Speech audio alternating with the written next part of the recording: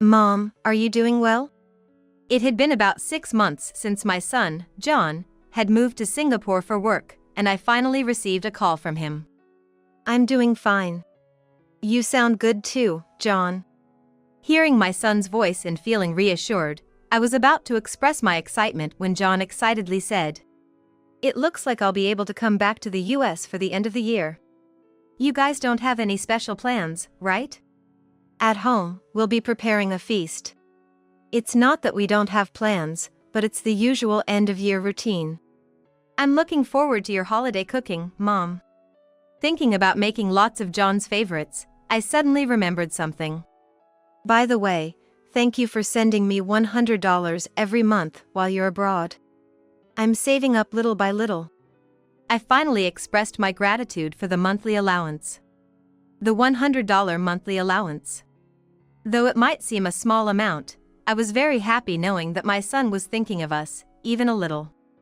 However, after a moment of silence, John said, "What? Wait a minute. I've been transferring $2,500 every month, haven't I?" "What? Where did the remaining $2,400 go?" Just then, my husband, Max, returned from work. I, suspecting something odd about my husband recently, decided to confront him. My name is Tamara, 49 years old. Living peacefully with my husband, Max, who is 4 years my senior. "Did you hear from John?" Max asked me when I was preparing breakfast. "Yes, he's doing fine. Why don't you contact John yourself? He'd surely be happy to hear from you." After graduating from college, my son, John, joined a machinery manufacturer. He had longed to work abroad. This spring, his wish was granted, and he began working in the Singapore office. Worried about my son who had moved far away, Max often asked me about John's well-being. "John finds it easier to talk to you, Tamara. I've been too busy to be involved with anything at home." Saying this, Max hid his face behind the newspaper. While it was true Max hadn't done much at home, it was because he was very busy at work. Now, though, he was able to live a more balanced life with 2 days off each week. However, until 3 years ago, he was so busy with work that there was hardly any time to spend with family. "John understands that you worked hard for the family." Max's escape from his grueling work life began 3 years ago when he collapsed at work. Rushed to the hospital, he was diagnosed with overwork and had to be hospitalized for 2 weeks. A year before that incident, I had quit my job to care for my mother-in-law. When Max collapsed, my mother-in-law had already passed away, so I could spend all visiting hours by his side. "It's been over 20 years since we married, and this is the first time we've spent every day together," Max said, looking out the window, perhaps embarrassed. "How about it? Starting to miss work?" Max slowly shook his head. "Reflecting on my life in this hospital room, I realized I have only a few memories with my family. I regret spending all my time working." Max laughed sadly. I gently rubbed his back. "Thank you for working hard for our family. But don't overdo it anymore. We have enough savings to cover John's tuition, and I want you to take care of yourself from now on." Looking into my eyes, Max's eyes were moist. Afterward, Max requested a transfer at his company and was moved to his current department. "Would you like to go see this movie tomorrow?" Now with weekends completely free, Max initially struggled with what to do but became brighter as he tried new things. I found it endearing when my usually gruff husband asked me out. What surprised me was that Max got into hiking. Neither of us had ever hiked before, but encouraged by friends who said it was fine for beginners, we went hiking together for the first time. The warm spring breeze swayed the flowers, and sunlight danced on the ground through the leaves. Max, who replied to the chirping of birds and then smiled shyly at me, said, "Is this what they call forest therapy? Nature is amazing. It really is wonderful. Hey, why don't you find out about more hiking trails we could try?" Not just my husband, Max, but I too have been completely charmed by the wonders of nature, and when the weather's nice, we often go hiking together. Our marriage was never in trouble, But ever since Max collapsed and we reevaluated our life, we've come to cherish the time we can spend together, living more peacefully. As the mornings and evenings started to cool down, marking the arrival of autumn, I suggested to Max, "Hey, how about we go see the fall colors in October?" We were both instantly captivated by the autumn scenery of the mountain we happened to see on TV last year. "I'm looking forward to going there together next fall," Max promised, making me eagerly anticipate the arrival of autumn. I had assumed Max would agree without hesitation. However, when our eyes met, Max quickly looked away. "Max? Don't you remember the mountain? We saw it on TV together last year." Did we?" Max said and then left the house without telling me where he was going. What's with him? I was a little upset to know I was the only one who had been excited about a promise made a year ago. While we had our moments of frustration early in our marriage, it had been decades since I last felt angry at Max. So, I was both upset and shaken at the same time. Max is already 53 years old, maybe he genuinely forgot. It's hard to fight age. I wanted to brush it off thinking that, but I started feeling more and more uneasy about Max. On weekends, Max began leaving the house early in the morning by himself. He'd return in the evening, sometimes even after 10 p.m. "Welcome back. You're late." "Yeah, I had some errands. Went out to eat with a friend. Sorry for not calling."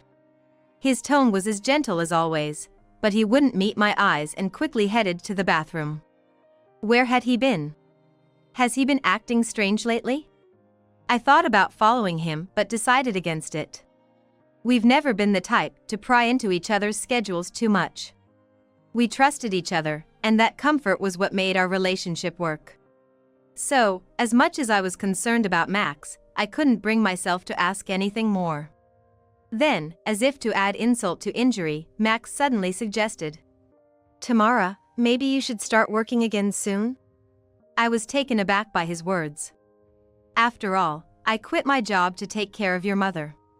What kind of way is that to say it? I wanted to lash out, but forced a smile instead. "I do want to stay connected and work, of course. But I'm 49 now, and I'm worried if there's anything I can do at this point. Age doesn't matter. The kids are grown, and we don't have to worry about caregiving anymore. Think about it, okay?" As I silently nodded, Max seemed satisfied and quickly went to the bedroom. Something's definitely off. Amidst these uneasy days, I got a call from John. "Mom, are you doing okay?" "I'm fine. You sound well too, John." Hearing my son's voice brought me relief, and he excitedly continued. "I might be able to come back to the US for the end of the year." "You guys don't have any special plans, right?"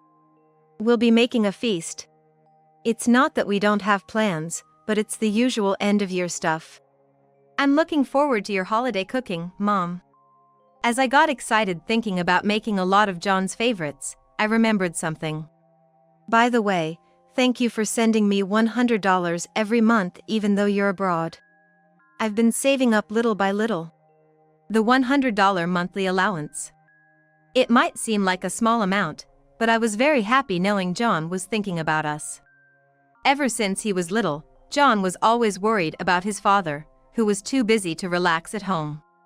"I'm gonna buy Dad a great sofa so he can relax at home when I start earning." John, always so thoughtful, had been saying this since he was in middle school. So, I decided to use John's allowance specifically for buying a sofa, saving up diligently for it. However, after a brief silence, John said, "What? Wait a minute. I've been transferring $2,500, haven't I?" This time, I was the one left in silence.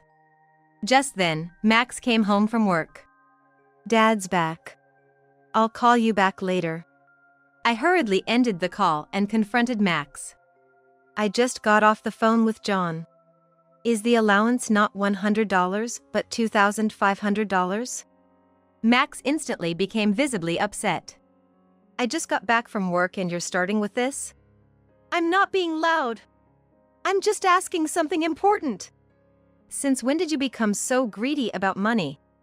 What's with that attitude? I glared at Max and went back to the room to pull out his bank book.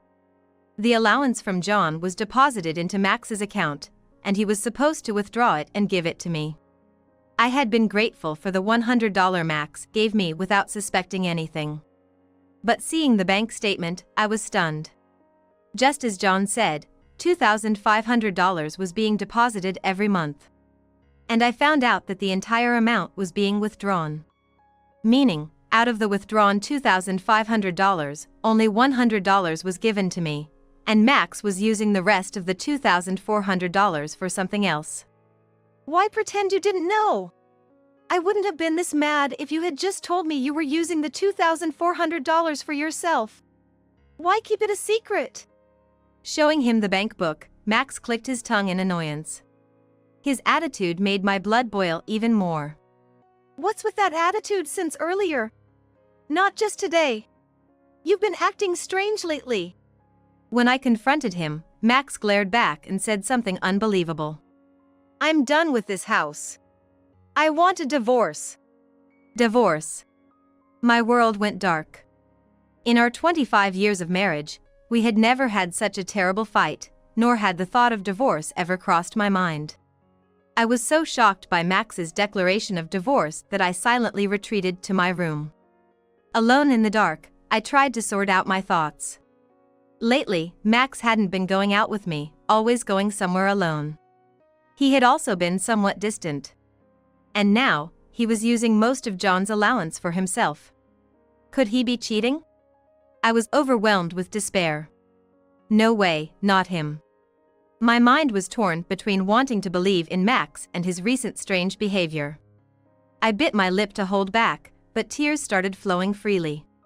Trying not to make a sound, I crawled into bed and ended up crying myself to sleep. The next morning, as I was making breakfast, Max greeted me as if nothing had happened. Good morning. My heart was pounding, but Max acted as if yesterday's events were completely forgotten. No way he could be cheating. My clumsy husband couldn't possibly manage an affair. That thought gave me a slight sense of relief until Max, without looking up from his newspaper, said, I'll be on a business trip for a week next week. I'm leaving Sunday afternoon and will be back Saturday morning. Okay. A week-long business trip just like that. He must be cheating. Feeling foolish for even a moment of trust in Max, I felt a surge of anger for the betrayal by Max and John. I won't let this go without a fight. I glared at Max, hidden behind his newspaper. I'll be going then. On the day of his supposed business trip, Max left the house as usual. I pretended to see him off as usual, but as soon as the front door closed, I hurriedly changed. I dressed in clothes that weren't my style, and put on a hat and sunglasses. Yes, I was going to tail Max and catch him in the act of cheating. I hurried out after disguising myself and found Max hadn't gone far, easily spotting him. He strangely took a detour through a park, taking pictures of flowers, and stopped in front of a cafe we used to frequent, looking nostalgically at its sign. Max's behavior was clearly off. At the train station, he looked around nervously. After a while, a woman approached him. Noticing her, Max's expression softened. They exchanged brief greetings and then disappeared into the station together. Though I had braced myself for the worst and was tailing him to gather evidence, facing the reality left me paralyzed. Since when had I been betrayed? I watched their retreating figures in shock, quietly crying so as not to draw attention. For a week, I pondered my future alone. That's right, he had told me to find a job again. So that's what it was about. He wanted a divorce, so he suggested I find a job to support myself. When had he started thinking about divorce? At least until spring, he had been inviting me on hikes, and I thought we were getting along well. No matter how much I thought about it, I couldn't understand what had changed in Max's heart. After over 20 years of life together, in the end, I realized I didn't know anything about my husband. As I mindlessly watched TV, that mountain happened to come on the screen. In about 2 weeks, the foliage will be at its peak, slowly turning red. dwelling on the past won't change anything. I need to move forward, even if slowly. And I'll go see the fall colors alone. With resolve, I pulled out the divorce papers I had picked up on my way back from tailing him. And then, as planned, my husband returned on Saturday. I'm home. His voice was a bit low. Realizing I won't hear it anymore made me feel a fleeting sadness, but I clenched my jaw. When Max entered the living room, I handed him the divorce papers without expression. He stared at the papers for a moment, silently put them in his bag, and went into his room. After a while, he came out with a packed duffel bag. This means I can be with Nancy now. I'll file the divorce papers tomorrow myself. I'll come back for my stuff later, just leave it. Max said and quickly left. He had been looking down the whole time, so I couldn't see his expression, but his voice was shaking for some reason. You wanted the divorce, Max, so why is your voice trembling? Alone, I cried my heart out. The next day, I stood in front of the company where I used to work, dressed in a suit. My former boss was approaching. It's been a while. Thank you for taking the time to meet with me today. During the last week, I seriously looked for a job to live on my own. Preferably a full-time position. That's when I thought of the company I left 4 years ago. My boss had told me, "You're always welcome to come back," when I quit. I thought it was just a polite offer, but when I reached out, he said, "Come in for an interview." My boss listened quietly to my story. Then he said, "It's reassuring to have you back." His warm expression and welcoming words relaxed me. Thank you. I'll do my best. Being needed, I resolved to work hard. I was told I could start any time, so I decided to start working the following week. Familiar colleagues welcomed me back, and I found my place in the workplace. Just take it easy, my boss said, noting my nervousness after a 4-year break. Though I was divorced and alone, working made me feel not so isolated. Ah, what a week! On Friday, I collapsed onto my bed exhausted. Thanks to my boss's consideration, I managed not to overdo it at work, but still, a week's labor had taken its toll. I fell asleep and didn't wake up until 10 a.m. the next morning. What a long sleep, haven't done that in decades. I chuckled at the clock. Then the front door opened. Max and I locked eyes for a moment, feeling awkward. Your outfit! Max seemed surprised at my wrinkled skirt and blouse, and disheveled hair. I started working. Got a full-time position at the company I used to work for. I was so tired after just a week, I fell asleep in these clothes yesterday. I laughed exaggeratedly, and Max's face softened with relief. That's good. His quiet voice made me feel indescribably. I'll leave as soon as I've moved my stuff.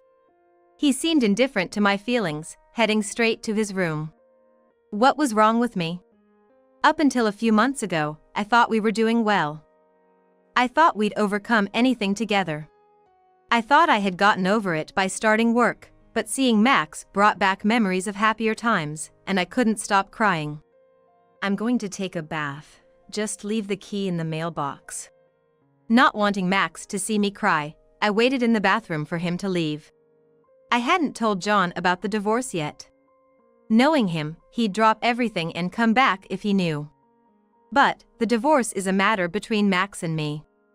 I need more time to accept that not noticing Max's feelings was also my fault.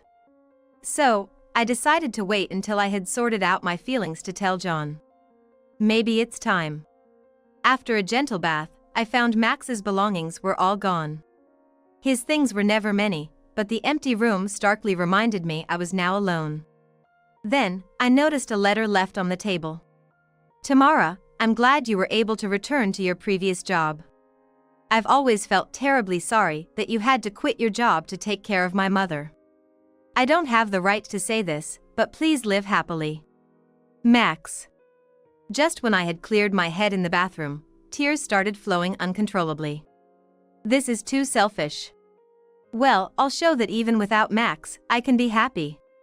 I washed my face with cold water and vowed to myself in the mirror. I'll take on this job. As my intuition returned, my work pace quickened, and I found joy in my job again.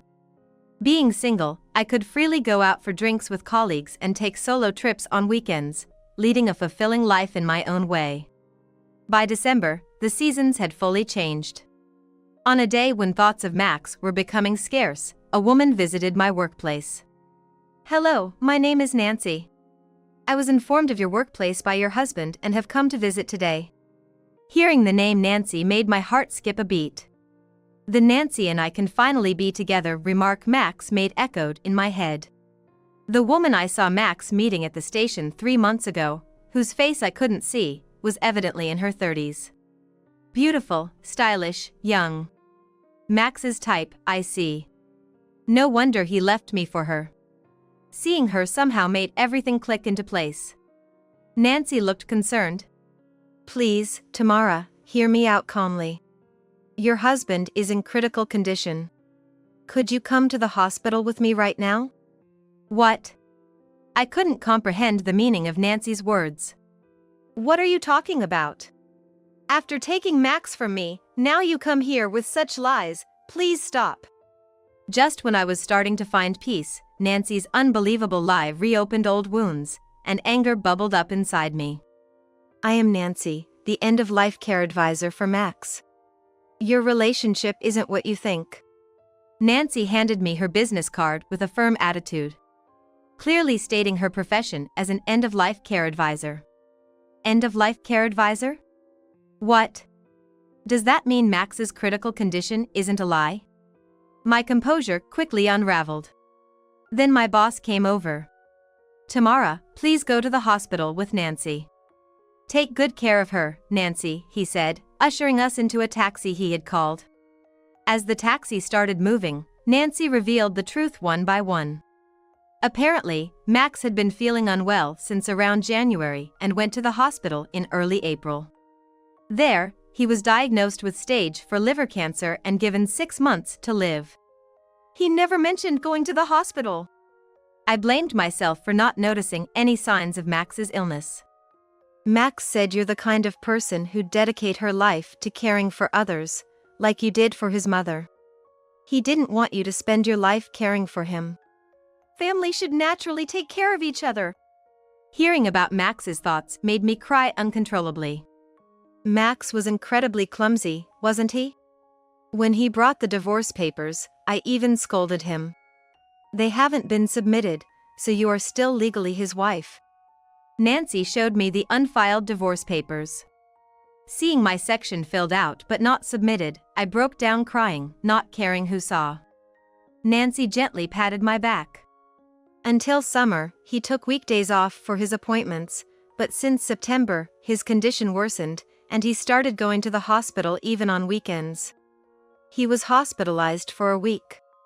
I had misconstrued his hospital visits as cheating trips. The truth made me regret not being more understanding. Nancy pulled out a bank statement from the envelope. "He asked me to give this to you." I was shocked at the amount.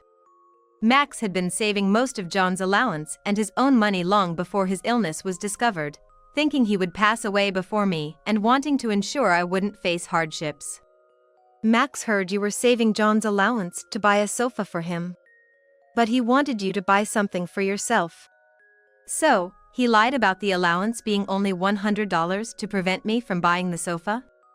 Just a word would have been enough. I was exasperated with Max, but then realized that's just how he was. Unspoken, clumsy, but he cared for me more than anyone else. "Please hurry!" I wanted to look into his eyes once more and convey my feelings. Until we reached the hospital, I prayed fervently that Max was still alive. "This way!" Following Nancy, I entered my husband's hospital room. There, Max lay peacefully asleep on the bed, connected to many tubes. The doctor informed us that he was currently stable due to medication, but his condition could change at any moment. In the 3 months since I last saw him, Max's appearance had drastically changed. His cheeks were sunken, and his skin tone was poor. The thought that he had been fighting this illness alone. I was in shock. "What was the point of our marriage if not to be together until the end?" I grabbed Max's hand tightly and shouted.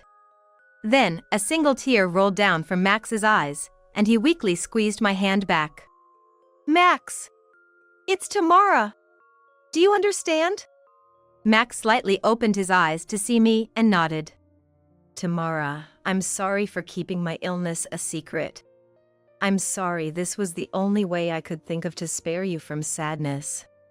Speaking seemed to take a lot of effort, but Max managed to apologize properly. I'll never leave you again. There's so much I want to tell you, so you better listen. At my words, he nodded with a peaceful expression. Miraculously recovering for a moment, I showed Max a photo. I went to that mountain. Max looked surprised. I can go hiking alone. It's one of my hobbies after all. Max nodded at me and then squinted his eyes. The fall colors are beautiful. I wish I could have gone with you, Tamara. Hearing Max's fragmented words, I couldn't hold back my tears any longer. Look, we're watching it together now. You're right. Thank you, Tamara. Max kept gazing at the photo of the fall foliage. That evening, John, who had rushed back home, arrived at the hospital room. John, take care of your mom for me. Leave it to me. Dad is the person I respect the most, John said, gripping Max's hand tightly. Hearing his son say such things, Max must have felt content. Later, I learned that Nancy and John had been in contact for about 2 months, and John knew everything about Max's illness, the divorce turmoil, and even where the allowance had been going. Why didn't you say something sooner? Well, when I understood Dad's feelings for you, I couldn't help but support him. He may be clumsy, but that clumsiness made him seem so cool to me. Hearing John's words, Max seemed a bit embarrassed. The setting sun cast long shadows of our close-knit family in the hospital room, a sight I'll never forget. Max passed away the next morning, peacefully, as if he were just sleeping. The brief time we spent together as a family, though short, felt like a true miracle. We thanked Nancy over and over for giving us such a beautiful farewell. Thank you for being so compassionate towards my husband. Without you, we wouldn't have had such a wonderful ending. Now, our family can move forward, looking ahead, I told Nancy. With tears in her eyes, Nancy bowed deeply and quietly left the room. My boss also attended the funeral. You knew, didn't you? He nodded apologetically. Actually, when you quit your job 4 years ago, your husband came to me. He asked me to welcome you back if you ever wanted to work again. Of course, I would have waited for you to return anyway. Max was a wonderfully considerate man. He might have been too clumsy to express himself properly, but that, too, made me love him even more. John, there's a place I want to take you to. Once all the arrangements were settled, and we had a moment to breathe, I asked John, who was returning to Singapore the next day, to take me to the architect who built our house. Of course, the purpose was to install a heated floor seating. Dad wanted you to buy something you wanted more than a sofa. I shook my head in the car as John mentioned this. I want the sofa. I wanted to have deep conversations with your father. I'll also sit at the sofa and have long talks with Dad when I come back next time. The dream of having a sofa that Max left us turned into a place for family gatherings, where we could remember him. 10 months later. During the first autumn without Max, I went to the mountain without hesitation. I need to take lots of photos for Max. Beautiful plants, our usual park, delicious-looking food. I've been capturing everything in photos. And at night, sitting by the sofa, showing the photos to Max's portrait while enjoying a drink became my blissful moment. Max, the fall colors are beautiful again this year. I'm glad we could watch them together. It feels like you're always by my side, so I'm not lonely at all. I'll enjoy work and hiking for the both of us. Please keep watching over me forever. I said to Max with a gentle smile. It felt as if he nodded back at me from the photo.